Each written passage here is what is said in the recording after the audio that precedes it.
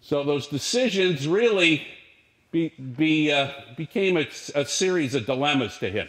Whether to keep his friendship with Churchill and maintain the British colonies, whether to keep loyal to the Chinese because he had made these promises to General Chiang Kai-shek, but as the war began to unfold in 1944 and 1945 came to play, he realized that the Chinese nationalists were not going to protect or fight the Japanese.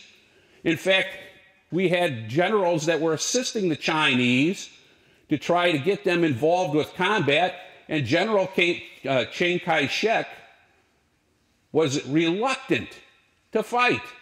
We had General Stilwell, Vinegar Joe they used to call him, because his mouth spilled out so many expletives that you had to probably have a delete button. You know, he was a guy known for being sensitive, especially with diplomatic things, and used to get in Chiang Kai-shek's face about using his army appropriately. Well, it became such an incident that he was eventually removed. Stilwell was sent home because Chiang Kai-shek couldn't stand him anymore. Well, what was Chiang Kai-shek trying to do? He was saving his army for an ultimate fight against who? Mao Zedong. That was his battle. He didn't care about the Japanese. And as we'll show you in a short while, that was probably not a good decision. And then allowing the USSR to have Poland and a good portion of Germany by just tacitly backing down. So those are some of the things that we're facing with Roosevelt. So let's move on to the Pacific theater. And I want to look at a couple of items here that I think will be of interest to you. Japan's Pacific holdings are 1.5 times greater than Germany's holdings in Europe at its greatest point. And what they're doing it with is an army that is 1/6 the size of the German army. Remember that the Japanese have a tremendous size navy. Well, it's an island nation. Navy is important. But their army is much, much smaller. And what the Japanese will find themselves doing through the course of the war, the more territory they take, the more difficult it is for them to move units around. They don't have as many units to move around. So if they have a problem somewhere else, there isn't the number of troops that they can move from place to place easily to cover their actions. And that will later come to haunt the Japanese as they take on the United States. In fact, they only had 11 mobile divisions that they could throw at any place at any time. Kind of like the firefighters, you know, they can go anywhere, respond to an emergency. Well, those 11 mobile divisions, that's really a drop in the bucket for this time. And the majority of their troops are mired in China, facing off against General Chiang Kai-shek to the south and facing off against Mao to the north. So they kind of have their hands full. Well, this is what's interesting. General Chiang Kai-shek's theoretical army was the largest army in World War II, 324 divisions. But once they had analyzed whether they were combat ready, there were only 32 divisions that had enough weapons to fight. And all of those were supplied by the United States.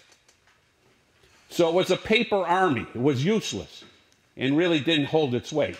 Now this red line indicates the greatest extent of the Japanese Empire, the largest Asian empire ever. Look at the size of this. Talking about Alaska,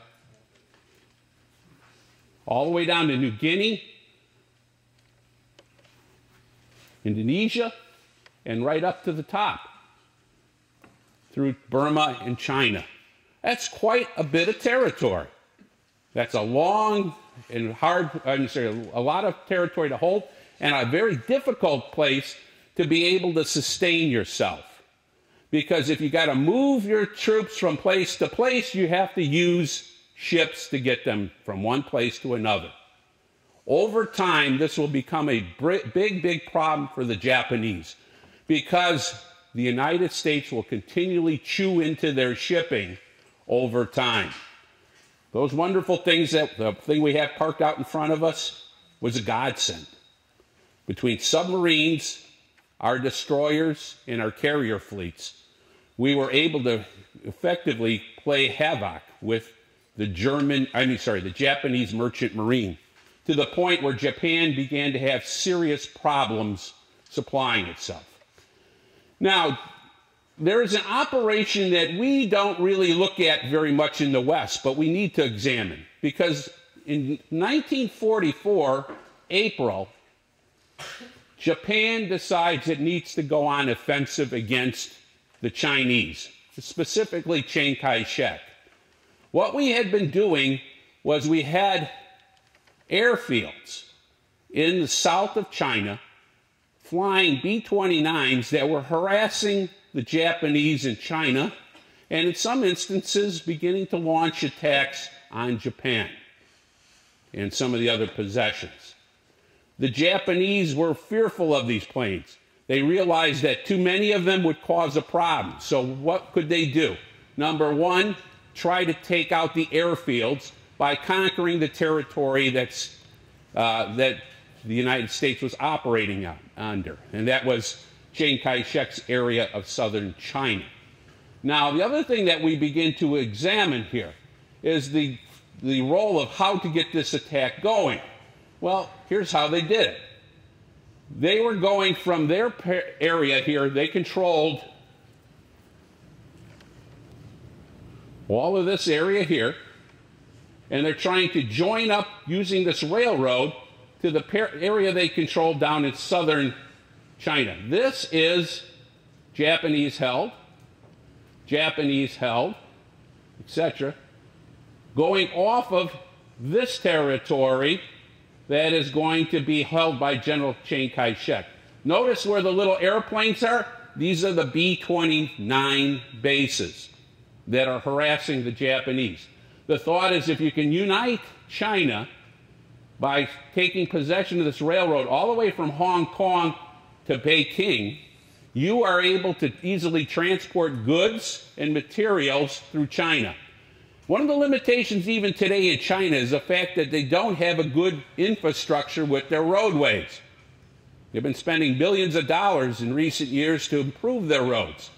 Figure in the 1940s, the only roadways of any good consequence are river systems.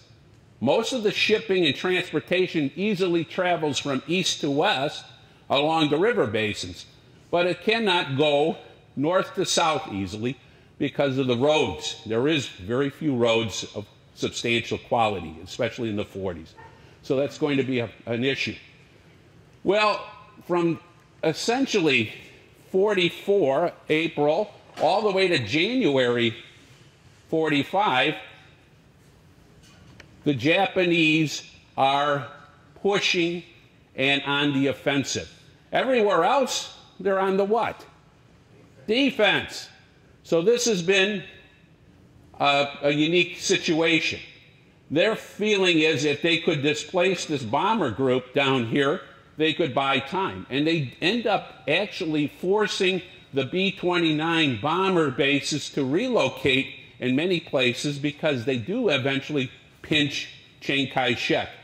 And it looks like at one point that Chiang Kai-shek is going to be displaced, and he at the last possible second rallies and preserves his position.